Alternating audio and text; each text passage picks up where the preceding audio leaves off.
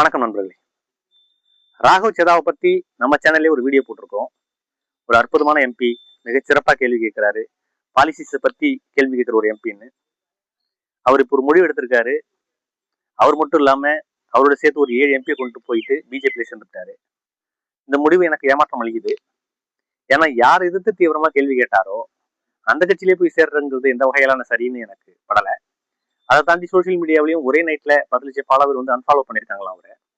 அப்ப இது வந்து ஒரு எதிர்மறையான விளைவை தான் ஏற்படுத்தி இருக்கு சமூகத்துல அப்படின்னு நான் நினைக்கிறேன். ரொம்ப நம்பிக்கைக்குரிய ஒரு மனிதரா பார்க்கப்பட்ட ராகவ் சதா இவ்வளவு சீக்கிரமா எப்படி ஒரு முடிவு எடுப்பாருன்னு நானும் எதிர்பார்க்கல.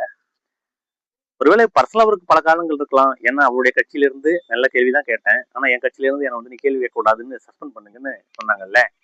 அப்ப நான் அதுக்கான ஆப்ஷன் என்னன்னு பார்க்கும்போது எனக்கு பிஜேபி தான் பட்டதுன்னு அவர் இருக்கலாம். சொன்னாரானு எனக்கு தெரியல. இப்படி பார்த்தாலும் அதுக்கான மாற்றா இத நான் பார்க்கல. எதிர்காலத்துல அவருடைய செயல்பாடுகள் எப்படி இருக்கு அப்படிங்கிறத வச்சு நம்ம பார்ப்போம். நன்றி.